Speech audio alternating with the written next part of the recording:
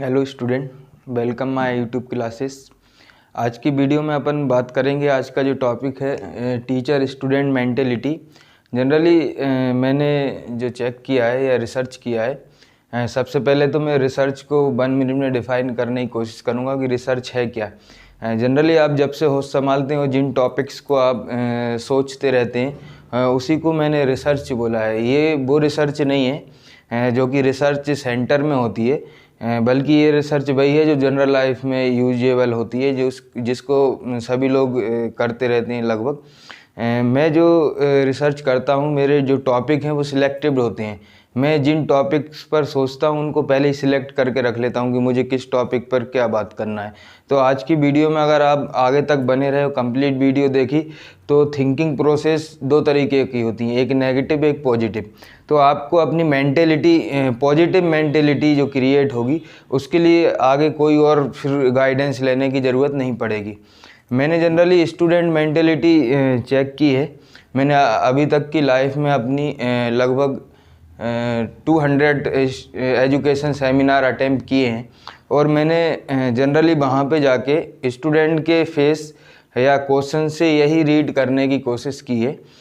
मैं जितने भी सेमिनार्स में गया हूँ, completely continue 4 years every Sunday और सैटरडे मैं एजुकेशन सेमिनार अटेम्प्ट करता था, 2018 से लेकर 2022 तक। तो इन 4 सालों में मैंने लगभग 200 से 300 के बीच में मैंने सेमिनार अटेम्प्ट किए हैं और इस टाइम और पीरियड में 1000 ऑफ स्टूडेंट को रीड करने की कोशिश की है।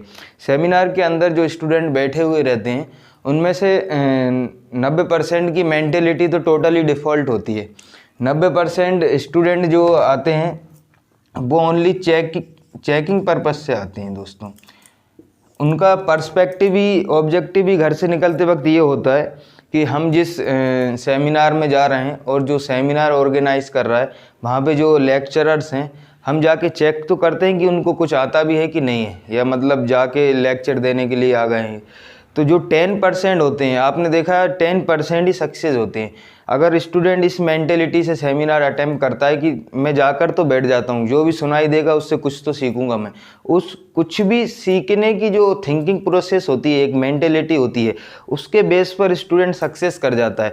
और जो स्टूडेंट ये सोचता रहता है कि मैं इसको चेक करूँ, तो वो 3rd क्लास थिंकिंग प्रोसेस में पहुँच जाता है और सारी ज़िंदगी वो यही करता रहता है फिर। तो उसकी मेंटेलिटी जो है यही क्रिएट हो जाती है कि मैं इसको चेक करता हूँ, मैं इसको चेक करता हूँ। वो अपने एम को सेट ही नहीं कर पाता है, फिर उसका एम यही हो जाता है कि मैं ये चेक करता हूँ कि सर क्या हो रहा है और इसको क्या आता है। तो ये चीज़ थोड़ी सी मेंटेलिटी टोटली रॉन्ग मेंटेलिटी है स्टूडेंट्स की। तो मैं इस मेंटेलिटी पे लगभग अपनी टीचिंग लाइफ में रिसर्च करता रहा हूँ और कई बार ऐसी सिचुएशंस को फेस भी करता हूँ मैं। और जब ऐसी सिचुएशन को फेस करता हूँ मैं, तो मैं इसमें मेरा डायरेक्ट आंसर होता है। और ये जो वीडियो है, जितनी इम्पोर्टेंट ये टीचर्स के लिए है, उतनी इम्पोर्टेंट ये स्टूडेंट्स के लिए भी है, खास करके टीचर्स के लिए ज़्यादा है। तो आप किसी भी क्लास के स्टूडेंट हो, आप किसी भी क्लास के टीचर हो, ये सभी के लिए मोस्ट इम्पोर्टेंट वीडियो होने वाली है। जनरली टीचर के लिए मेरी एक एडवाइस होती है कि जब आप रियलाइज़ कर लें कि सामने बैठे हुए जो स्टूडेंट हैं, किसी ने आपसे कोई डाउट लिया है, तो आप ये रियलाइज़ कर लेते हैं अगर कि वो डाउट नहीं हो कि वो बस ये चेक करना चाह रहे हैं कि ये टीचर को आता भी है कि नहीं आता है। जब आप इसको रियलाइज़ कर लें तो उसका डाउट बिल्कुल मत लीजिए। अगर आप डाउट ले लेते हैं तो आप उस स्टूडेंट की उसी मेंटेलिटी को प्रमोट कर देते हैं, फिर वो नेक्स्ट डे भी यही करता है। उसका जो फोकस रहेगा टोटल इसी पे डिपेंड करेगा। वो अपने एम को, अपने डाउट्स को नहीं लेगा, बल्कि वो यही चेक करने की कोशिश में लगा रहेगा और अपना जो मेंटेलिटी है वैसी क्रिएट हो जाएगी उसकी।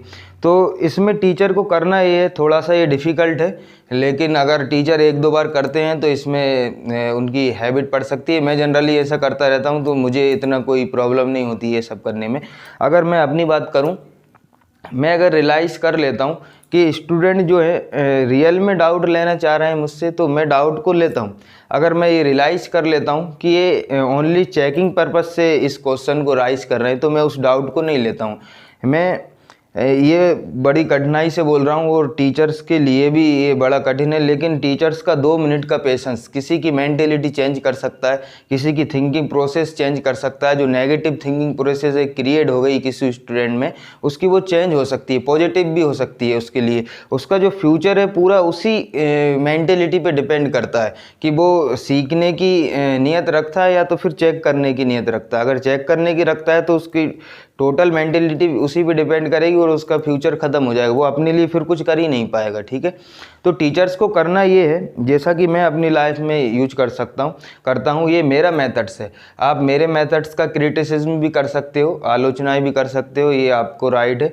कोई टीचर चाहे कि मैं उसको एडवाइस ये कर रहा हूँ, वो अपना कोई और मेथड्स यूज कर सकता है और मेरे इस मेथड्स को क्रिटिसाइज भी कर सकता है, मेरे इस मेथड्स को रॉन्ग करने की कोशिश भी कर सकता है, रॉन्ग बताने की कोशिश भी कर सकता है। लेकिन अपने अनुसार अगर मैं बात करूं तो ये मेथड्स टोटली 100% राइट मेथड्स है। अगर कोई स्टूडेंट अगर चेकिंग पर्पज से क्वेश्चन राइज कर रहा है और वो डाउट ना हो कि डाउट के फॉर्मेट में ओनली चेकिंग प्रोसेस है, तो आप उसको मत लीजिए। ये जो सामने आपकी क्लास में बच्चे बैठे रहते हैं, पूरी क्लास भरी हुई है, इतने बच्चों के सामने ये बोलना, उसका एक सॉल्यूशन यही है कि आप डायरेक्ट बोल दीजिए आई हैव नो आइडियाज़। आप डायरेक्ट इस चीज़ को सामने बोल दीजिए कि आप जो बोल रहे हैं वो मुझे पता नहीं, आप किसी और टीचर से पूछ लीजिए। इतना बोलना, ये जो रिवॉल्यूशन है, 2 मिनट का पेशेंस रखना पड़ेगा आपको। मुझे पता है आप टीचर हैं, टीचर इसका जवाब दे सकता है, कोई भी डाउट हो, वो पढ़ा रहा है तो जनरली उसके अंदर एफिशिएंसी है कि वो डाउट ले सकता है और उसका सॉल्यूशन भी दे सकता है, तभी वो टीचर है। ठीक है, इस फील्ड में इसलिए है कि वो डाउट के लिए है। ठीक है, तो मुझे पता है कि टीचर्स डाउट क्लियर कर सकते हैं। टीचर्स इसको अपने ईगो पे ना लें और उस चैलेंज को फेस करने की कोशिश ना करें।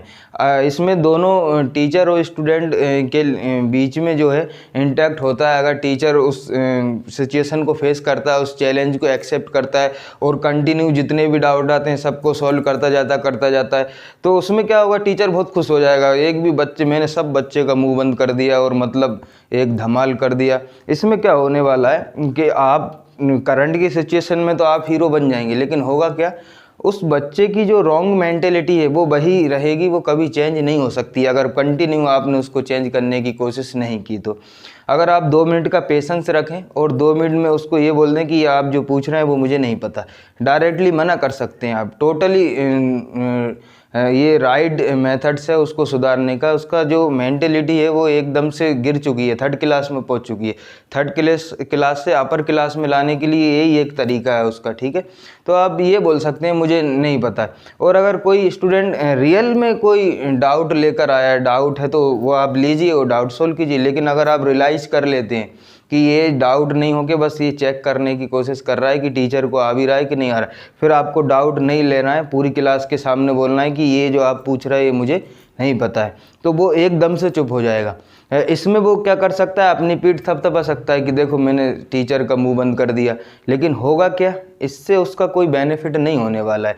टीचर नेक्स्ट डे या अगेन नेक्स्ट डे भी उसको बोल सकता है, बता सकता है, लेकिन प्रॉब्लम ये है कि टीचर भी इसको एक्सेप्ट कर लेते हैं और तुरंत उसको इसमें इन्वॉल्व हो जाते हैं।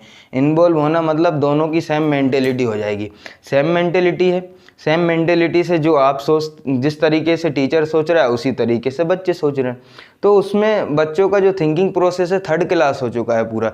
3rd क्लास से अपर क्लास लाने के लिए बच्चों को अगर आप रियलाइज कर लेते हैं कि भाई ठीक है, इसके बाद जब इसने क्वेश्चन किया है तो ये ओरिजिनली डाउट है, तो आप ले सकते हैं, सॉल्व कर सकते हैं। लेकिन आप किसी स्टूडेंट को देखें कि वो आपको चेक करने की कोशिश कर रहा है, तो इसको एक्सेप्ट नहीं करना है, 2 मिनट का पेशेंस रखना है।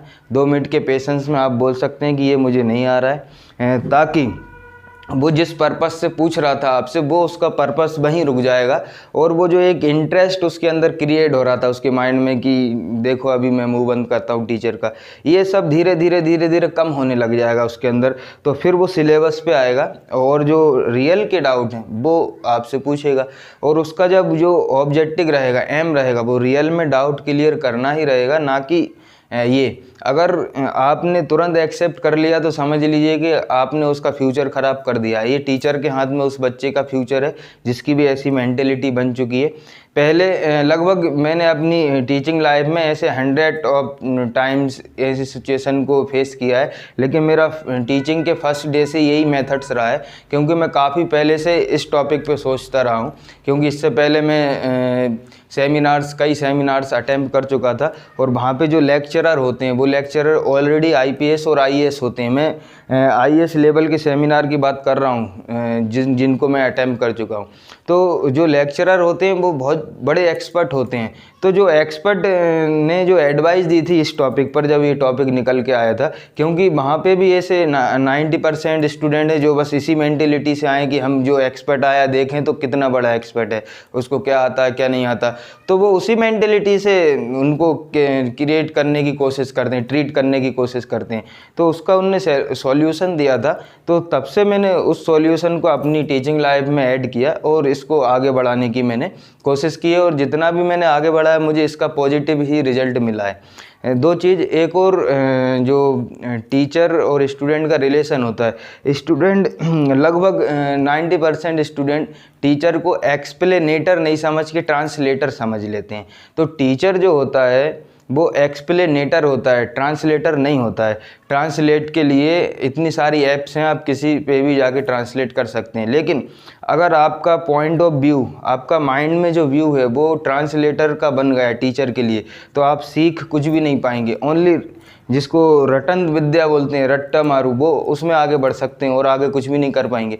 आपका जो माइंड है एनालिटिकल कभी नहीं हो पाएगा। आपका mind analytical thinking process create हो, इसके लिए आपको एक्सप्लेनेटर की ज़रूरत होती है, और टीचर एक्सप्लेनेटर होता है। आप टीचर को जिस तरीके से ट्रीट करेंगे टीचर भी वैसा ही बिहेव करेगा। अगर आप टीचर को ट्रांसलेटर के रूप में देखते हैं तो टीचर भी ट्रांसलेटर बन के घूमने लगता है। आप पूछिए क्या बोलिए। अगर आप एक्सप्लेनेटर के तौर पे टीचर को देखते हैं तो टीचर एक्सप्लेन करने की कोशिश करता है, फिर आपका point of view different type से बनाने की कोशिश करता है। अगर मैं बोलूँ साइंस एंड सोशल साइंस के ऐसे टॉपिक्स हैं जो सिमिलर्स होते हैं, या साइंस का कोई भी टॉपिक सोशल साइंस में ऐड हो सकता है, तो ये थोड़ी सी सुनने में अजीब बात लगेगी, लेकिन जो एक्सप्लेनेटर होते हैं, एक्सपर्ट्स होते हैं, वो इन दोनों को सिमिलर करके दिखा देते हैं। क्योंकि जनरली जो चीज़ें लाइफ में यूजेबल हैं वो एक दूसरे से जुड़ी हुई हैं। आज की वीडियो का जो सेंट्रल आइडिया था वो सिर्फ इतना ही था कि लास्ट में ये टीचर के लिए एडवाइस है कि टीचर जब भी देखें कि कोई भी स्टूडेंट मुझे चेक करने की कोशिश कर रहा है तो उस चैलेंज को आपको एक्सेप्ट नहीं करना है, बल्कि पेशेंस रखना है। 2 मिनट का पेशेंस रखिए। आपकी 2 मिनट का पेशेंस उसकी लाइफ को चेंज कर सकता है, उसकी मेंटेलिटी को चेंज कर सकता है। तब आप रियलाइज़ कर लें कि हाँ इसकी मेंटेलिटी चेंज हो गई है, तो आप उसके डाउट लेना चालू कर सकते हैं। तो ये जो वीडियो थी टीचर और स्टूडेंट दोनों के लिए थी। मुझे लगता है कि जो मैं एक मैसेज देना चाह रहा था दोनों के लिए वो आप तक पहुंच गया होगा। तो इसके बाद जब मैं एक सीरीज़ लाने की कोशिश कर रहा हूं, जनरली उसकी इन्फॉर्मेशन लास्ट में दे रहा हूं मैं, क्योंकि मैंने देखा है जो ट्रिगोनोमेट्री होती है and applications of trigonometry, mathematics के 2 चैप्टर्स हैं, इनसे बच्चे बहुत ज़्यादा डरते हैं, पता नहीं क्यों। ये डर मुझे लगता है कि कोचिंग वालों ने फैला रखा है कि ये बहुत ही डिफ़िकल्ट चैप्टर है और ये और वो, इसलिए फैला रखा है कि ताकि मार्केट ट्रेंड बना रहे। मार्केट ट्रेंड रहेगा डर से, तो मैं इस डर को आपका दूर करने की कोशिश करूँगा। इन दोनों चैप्टर्स का कंप्लीट एक्सरसाइज के सिंपल वे में सॉल्व कराने की कोशिश करूँगा। दोनों सीरीज़ मेरी रहेंगी। इन वीडियो में मैं इन दोनों चैप्टर्स को सिंपल वे में सॉल्व कराने की कोशिश करूँगा with input important facts and usable board exam solution.